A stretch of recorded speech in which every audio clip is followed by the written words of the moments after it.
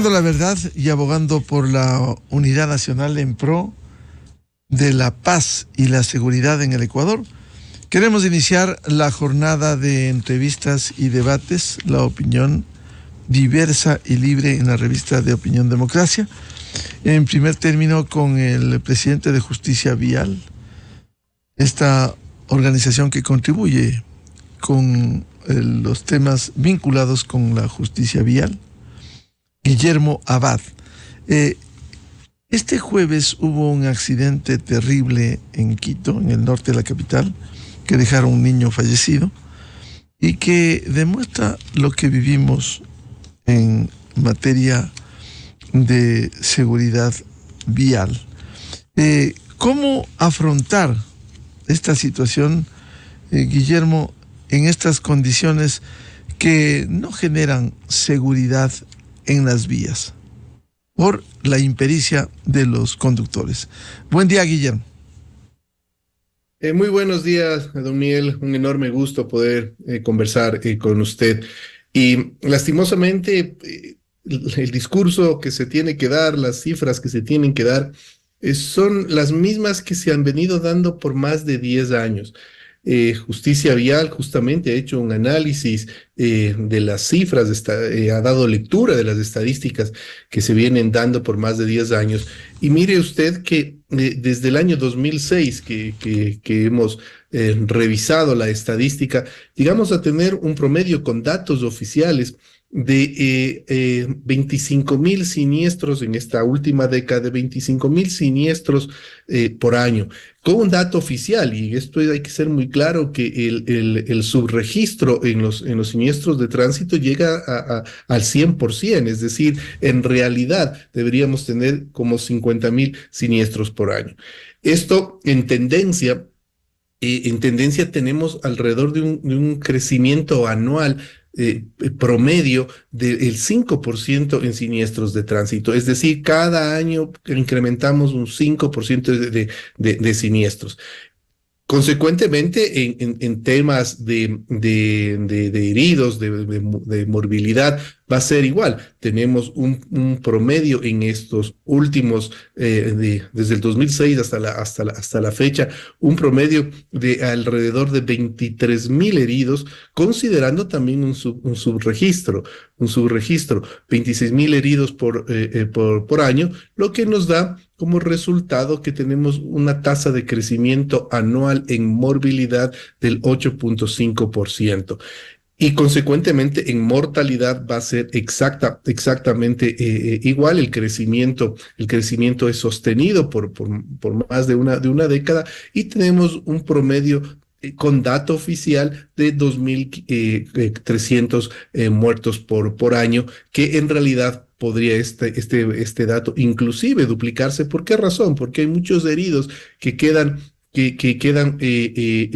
vivos hasta un mes máximo y fallecen a consecuencia del siniestro. Y es decir, la estadística real debe considerarse que estos heridos que fallecen hasta después de un mes son producto de un siniestro vial. Y eso no se pone en nuestra estadística. Consecuentemente, nos da también como un resultado desde el año 2006 hasta la fecha una tasa de crecimiento anual en mortalidad del 5.60%. Es decir, esa es la realidad que tiene nuestro país por más de una década, lo que quiere decir que no ha variado. Es decir, todas las tasas de promedios anuales de mortalidad, siniestralidad y morbilidad siguen creciendo. Y a esto hay que sumarle que se ha corroborado ayer, pues sigue siendo la primera causa de muerte en niños de 5 a 14 años los siniestros viales. Y esto pues obviamente nos llama mucho la atención, y a mí en realidad ya hasta me ha generado una preocupación, porque cada vez hemos normalizado esto, ya no nos llama la atención siquiera. Antes por lo menos la gente en algo se horrorizaba cuando veía un siniestro vial, ahora ya no, es tan común ver esto que pensamos que se ha hecho normal cuando es algo totalmente anormal. El caso de ayer refleja la impericia de los conductores, la falta de controles. ¿Qué refleja esto, Guillermo?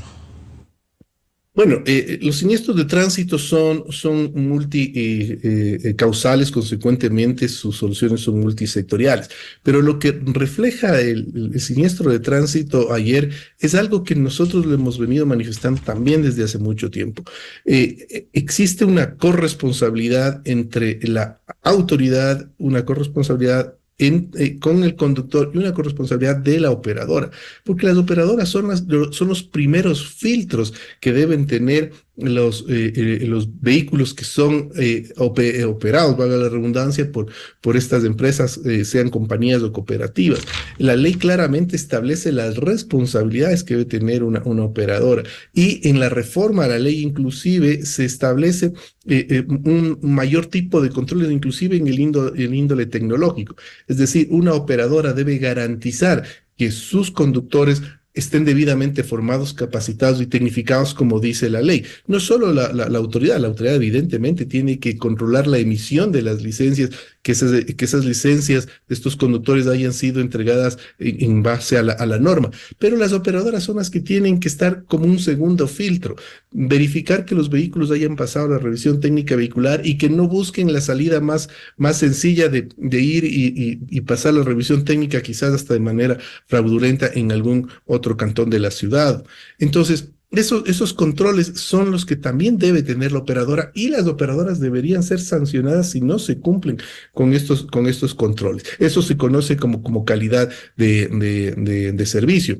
En el caso del Cantón Quito existe una ordenanza para mejorar la calidad del servicio, pero que en la práctica no se está aplicando.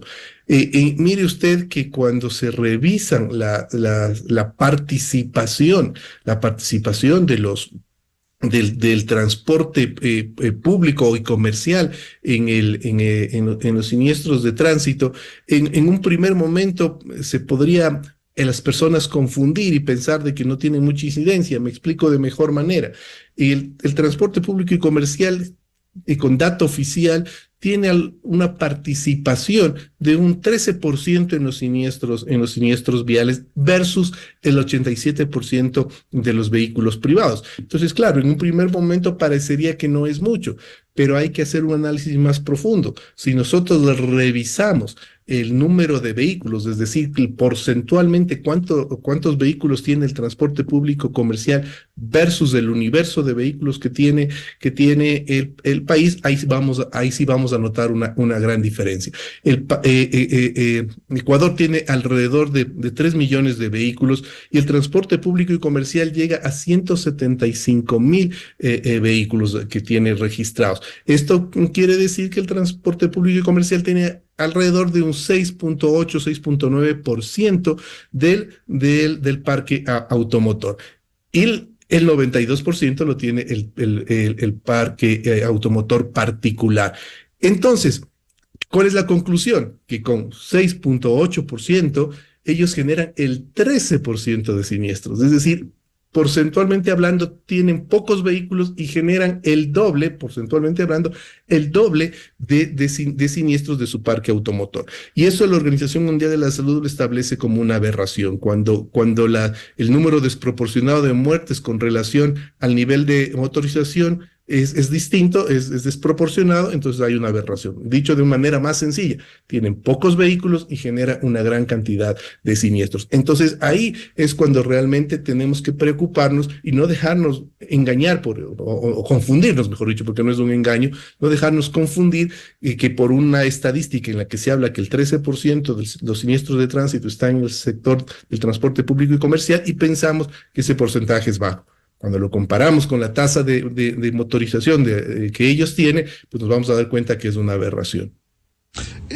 Guillermo, hoy Diario El Universo publica precisamente un resumen del accidente de este jueves en la avenida Simón Bolívar, y da cuenta de dos hechos. Primero, el involucramiento de una buseta escolar, un taxi y un tráiler.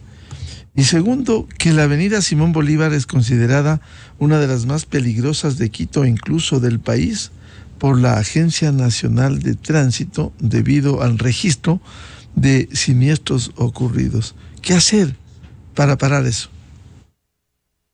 Mire, en la lectura que usted acaba de dar del diario El Universo, los tres conductores son conductores profesionales por las características de los vehículos, un tráiler, un taxi y un transporte escolar. Y esto nos lleva, antes de responder la pregunta específica de la Simón Bolívar, esto nos lleva también a otro análisis. Ya hicimos el análisis de la participación del tipo de vehículo en un siniestro de tránsito y nos damos cuenta que ahí hay una aberración en base a los anuncios que hace la propia Organización Mundial de la Salud. Pero si hacemos la participación o revisamos la participación de los conductores en siniestros de tránsito por el tipo de licencia, también vamos a encontrar que existe una aberración. Primero, este dato que le estoy dando es de la Dirección Nacional General de Tránsito, y resulta que tenemos la siguiente participación por tipo de licencia, ¿no? En el caso de las licencias no profesionales, participan en un 35% en los siniestros viales. En las profesionales con un 31% y el 34% no identificado. ¿Qué quiere decir que no es identificado? Que huyó de la escena, que es un conductor que fugó de la escena, que es muy común. Claro que se podría determinar, se podría presumir cuál es el conductor que fugó por el tipo de vehículo que está conduciendo.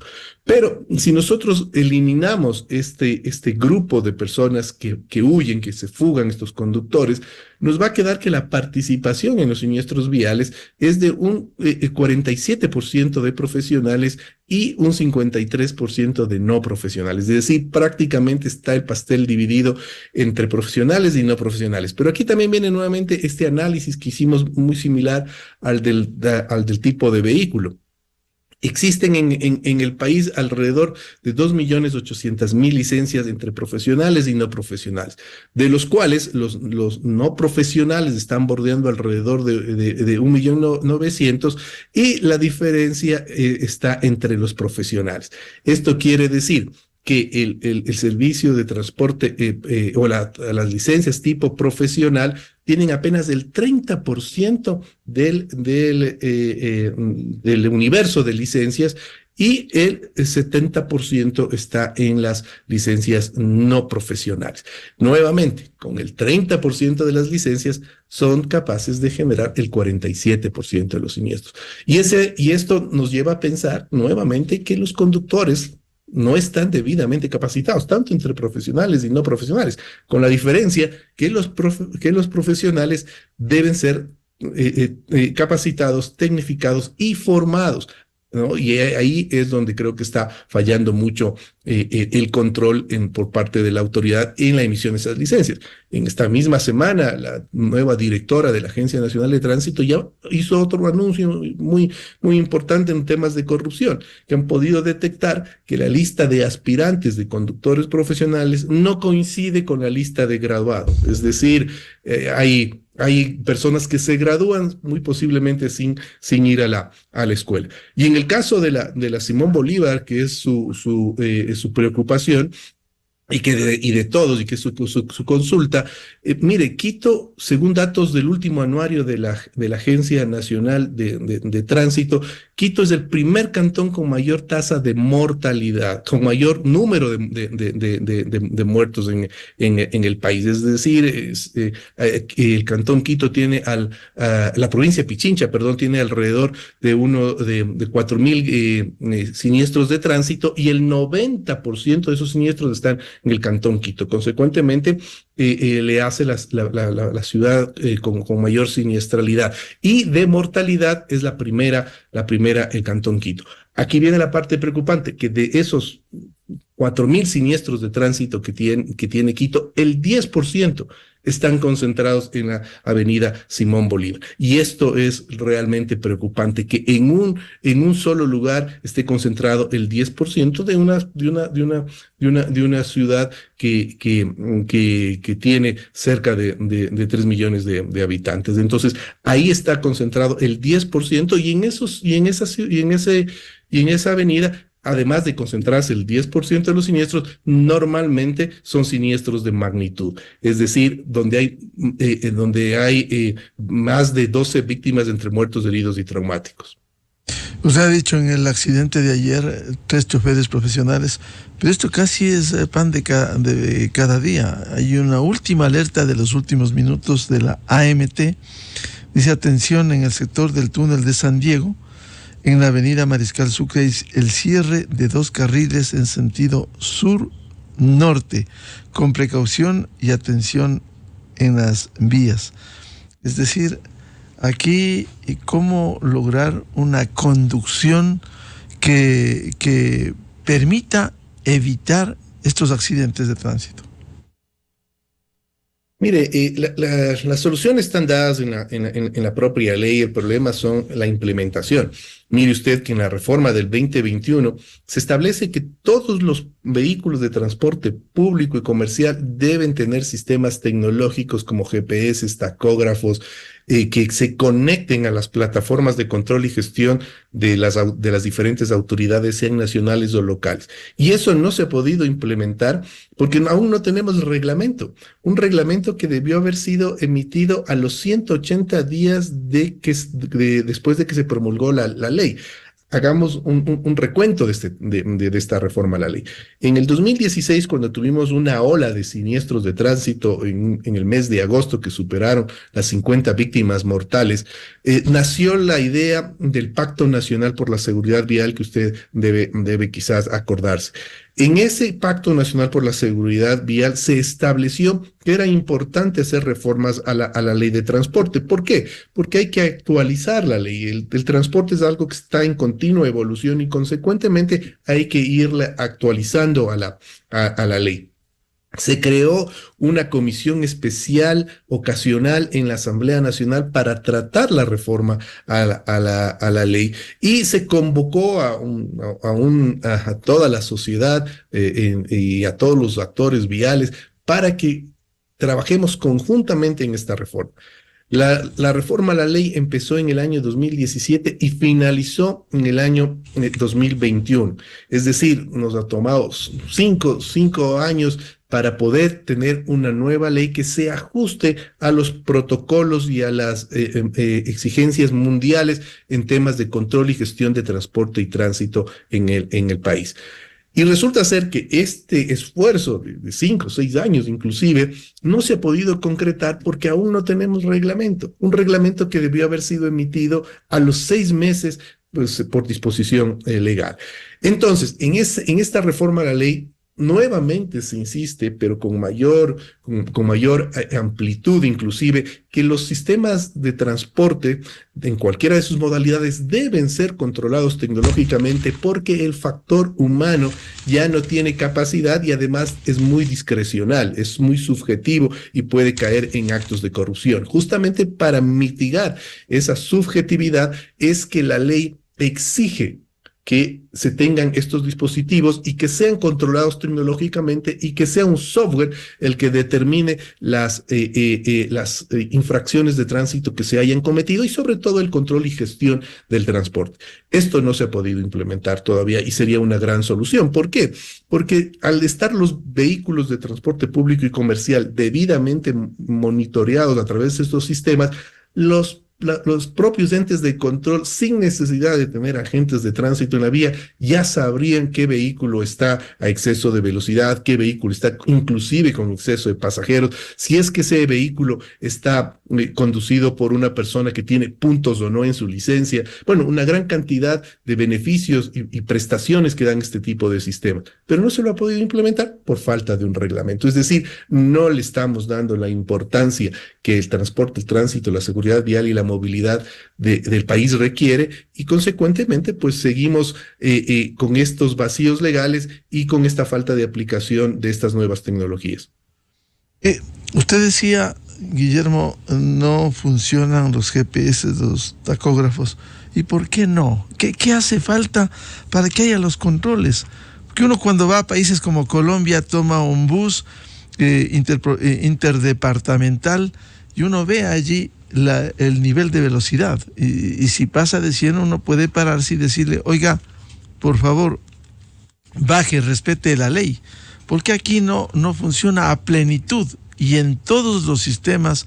¿Por qué no, por ejemplo, en los buses locales, buses interparroquiales? Mire, lo que usted acaba de mencionar en Colombia, porque cuando hablamos de estos temas parecería ser que solo son países del primer mundo, y no es así. En países de la región ya existen este tipo de controles y del transporte y el tránsito a través de sistemas tecnológicos. Mire, en el caso de Quito existe una ordenanza que implementó aquello. Tuve yo la oportunidad de promover esa ordenanza, y usted recordará que para el incremento de las tarifas se debía cumplir con ciertos parámetros de calidad que eran monitoreados por estos sistemas tecnológicos.